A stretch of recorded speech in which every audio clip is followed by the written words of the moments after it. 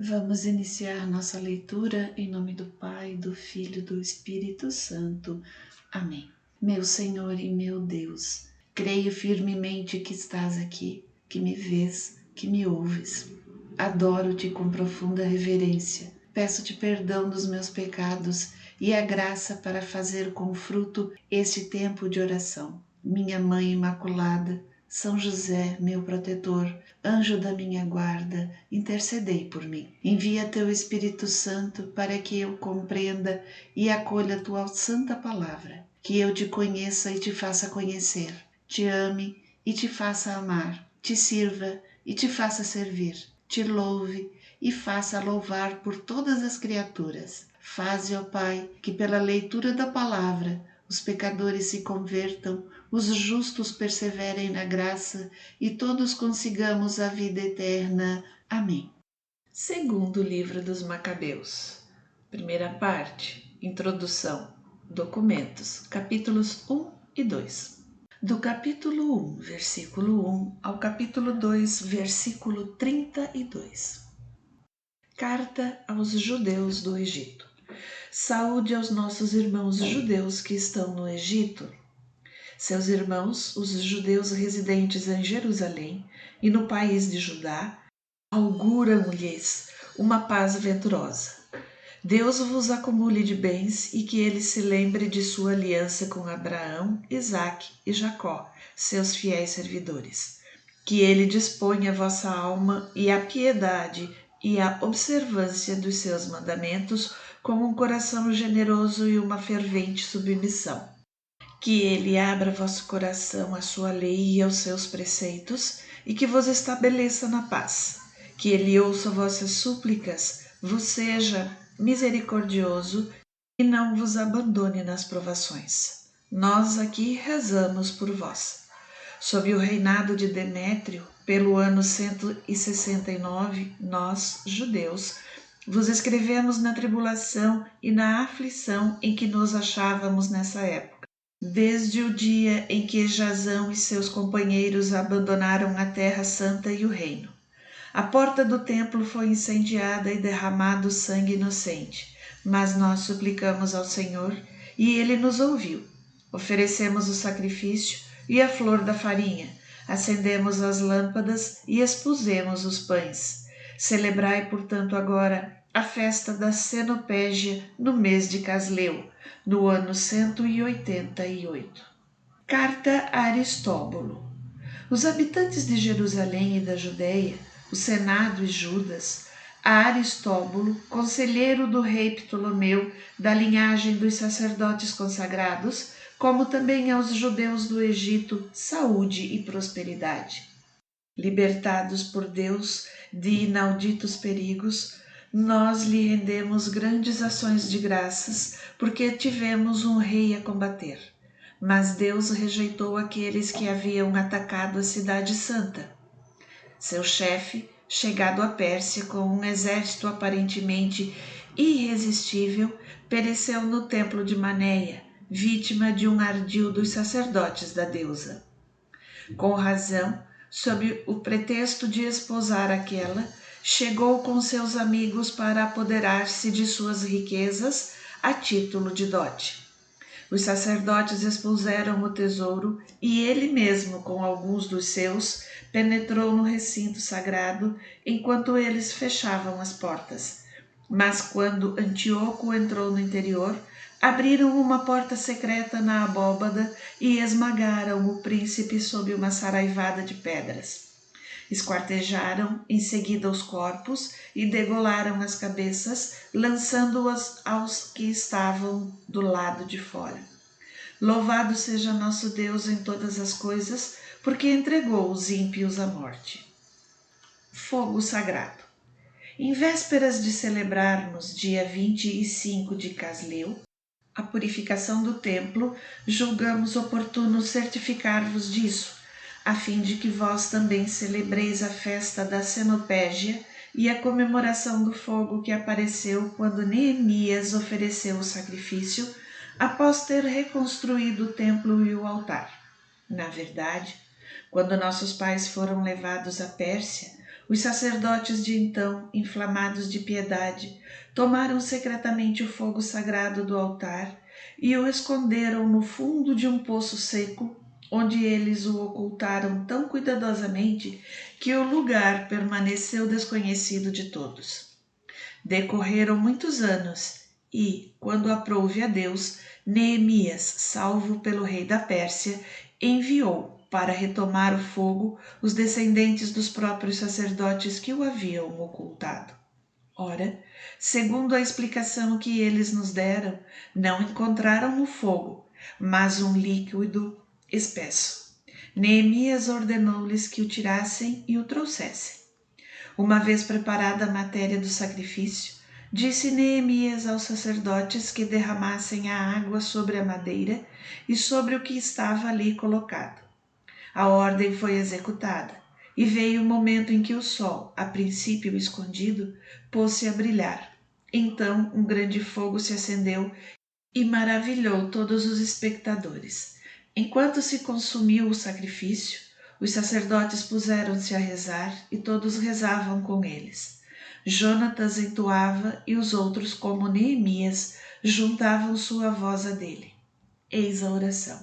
Senhor, Senhor, Deus, Criador de todas as coisas, terrível e forte, justo e misericordioso, que sois o Rei único e bom, o único generoso, o único justo, todo-poderoso e eterno.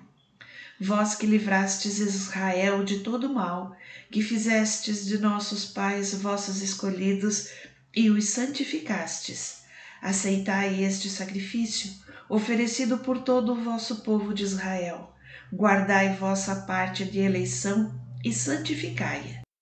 Congregai nossos irmãos dispersos, devolvei a liberdade aos que são escravos entre os pagãos, deitai vosso olhar sobre os que são desprezados e abominados, e que as nações saibam que sois nosso Deus. Castigai os que nos oprimem e nos ultrajam com seu orgulho.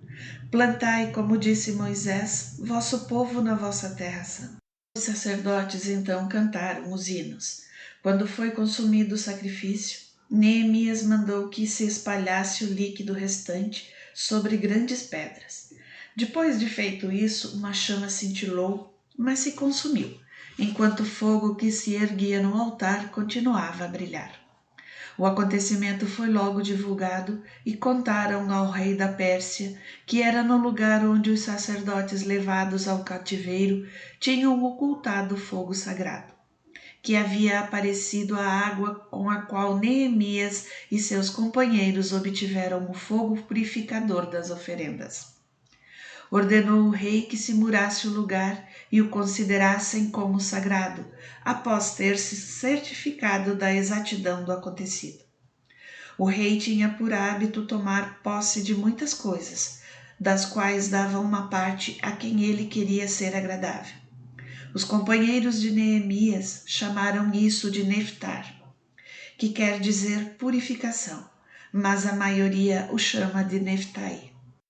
Acha-se escrito nos documentos relativos ao profeta Jeremias que foi ele quem ordenou aos cativos tomar o fogo, como se acaba de contar, e que o profeta, dando-lhes um exemplo da lei, lhes recomendou não esquecerem os mandamentos do Senhor e não se deixarem seduzir à vista dos ídolos de ouro e prata, ou dos ornamentos dos quais estavam ornados. Conjurou-os, entre outros avisos, e não afastaram a lei de seu coração. O escrito mencionava também como o profeta, pela fé da revelação, havia desejado fazer-se acompanhar pela arca e pelo tabernáculo quando subisse a montanha que subiu Moisés para contemplar a herança de Deus. No momento em que chegou, descobriu uma vasta caverna, na qual mandou depositar a arca, o tabernáculo e o altar dos perfumes. Em seguida, tapou a entrada. Alguns daqueles que o haviam acompanhado voltaram para marcar o caminho com sinais, mas não puderam achá-lo. Quando Jeremias soube, repreendeu-os e disse-lhes que esse lugar ficaria desconhecido até que Deus reunisse seu povo e usasse com ele de misericórdia. Então revelará o Senhor o que ele encerra, e aparecerá a glória do Senhor como uma densa nuvem, semelhante à que apareceu sobre Moisés, e quando Salomão rezou para que o templo recebesse uma consagração magnífica. Estava também relatado como esse sábio ofereceu o sacrifício da dedicação e da conclusão do santuário, como também a semelhança de Moisés que orou ao Senhor e obteve que o fogo do céu descesse e consumisse as ofertas. Salomão pôs-se a rezar e o fogo desceu do alto para queimar os holocaustos. Moisés disse: por não ter sido comido, o sacrifício pelo pecado foi consumido. Também Salomão prolongou por 8 dias a dedicação. Nas relações e nas memórias do tempo de Neemias, contavam-se os mesmos feitos e como também ele formou uma biblioteca, reunindo tudo o que se referia aos reis e aos profetas, as obras de Davi e as cartas dos reis a respeito das ofertas. Do mesmo modo, Judas reuniu todos os livros espalhados pelas guerras que nos sobrevieram, e essa coleção se encontra em nosso poder. Por conseguinte, se tendes necessidade de um desses livros, enviai-nos mensageiros que vô-los levarão. Nós vamos, pois, celebrar a purificação do templo, e é por isso que vos escrevemos. Seria bom que também celebrasseis essas festas. Foi Deus quem salvou todo o seu povo e quem deu a todos a herança, o reino, o sacerdócio e a santificação, como havia prometido pela lei. Este Deus, em quem esperamos, sem dúvida terá logo piedade de nós e de toda a terra, reunir-nos-á no solo sagrado, porque já nos livrou de grandes males e purificou o templo. Prólogo do autor.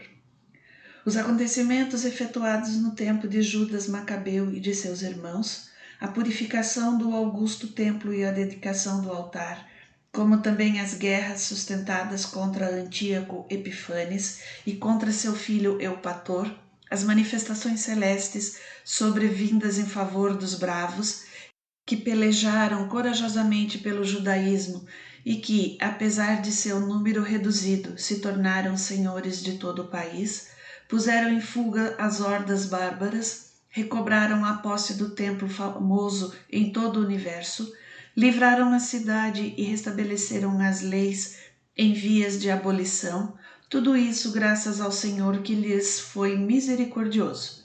Eis o que Jasão de Cirene narra em 5 livros que vamos tentar resumir em um só. Considerando a multidão das letras e a dificuldade que, em vista da abundância dos assuntos, experimentam aqueles que desejam penetrar no estudo das narrativas históricas, temo-nos preocupado em agradar aos que apenas desejam lê-las, em facilitar aos que procuram retê-las e em ser úteis a todos em geral. Para nós que empreendemos esse trabalho de resumir, não é coisa fácil, mas uma questão de suores e vigílias. No entanto, como aquele que prepara um festim, procurando satisfazer aos outros, assume uma tarefa penosa, assim nós, de boa vontade, tomamos a nós esse trabalho para obter a gratidão de muitos. E deixando para o autor o cuidado de tratar cada assunto em seus detalhes, nós nos esforçamos em expô-los com o auxílio de fórmulas resumidas.